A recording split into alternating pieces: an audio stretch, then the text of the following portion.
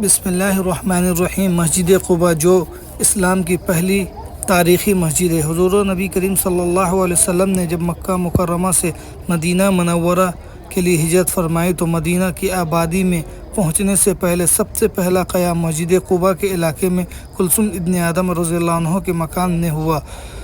یہاں پر ان کے قیام کی مدت 4 دن یا 12 دن یا 24 دن ہے، الگ الگ علماء کے نزدیک یہ روایت ہے۔ دن کے بعد یہاں سے مدینہ منورہ تشریف لے گئے۔ اسی مختصر قیام کے بعد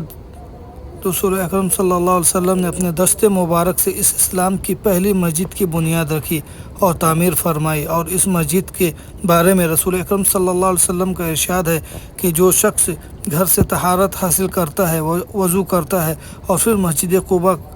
جا کر نماز پڑھتا ہے، اللہ رب العزت اس کو مقبول عمرے کا ثواب دیتے ہیں۔ یعنی جو آدمی مسجد قباء میں 2 رکعت نماز پڑھے گا اس کو ایک مقبول عمرہ کا ثواب ملے گا، یعنی ایک عمرے کا ثواب ملے گا۔ اور رسول اکرم صلی اللہ علیہ وسلم کا معمول تھا ہر ہفتے کے دن صبح کے نماز کے بعد پیدل یا سواری پر مسجد قباء تشریف لاتے تھے اور 2 رکعت نماز ادا فرماتے تھے۔ اور اللہ رب العزت قرآن مجید میں اس مسجد کے بارے میں فرمایا، اس آیت میں اللہ پاک نے فرمایا جس کا مفہوم ہے البتہ وہ مسجد جس کی بنیاد پہلے دن سے تقوی پر رکھی گئی ہے، یعنی خالص عبادت کے لیے بنائی گئی ہے، فرمایا وہی اس کے مستحق ہے کہ آپ وہاں جایا کریں اور عبادت کریں، اور فرمایا اس میں رہنے والے مرد پاکی کو پسند کرتے ہیں اور اللہ رب العزت پاک لوگوں کو پسند کرنے والا ہے۔ اس آیت میں اللہ پاک نے مسجد قباء اور اہل قباء کی تعریف فرمائی ہے۔ اصل میں یہاں پر ایک اور سازش کے تحت ایک اور مسجد بھی بنائی گئی تھی جس کا نام قرآن مجید میں مسجد ضرار ہے، جو منافق لوگوں نے تعمیر کی تھی۔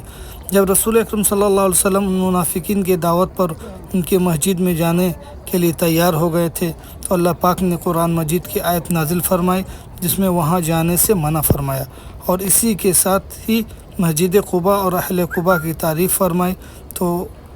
ایسا ہے کہ تمام مسلمان کو مسجد قباء جانی چاہیے اور 2 رکعت اس میں نماز پڑھیں،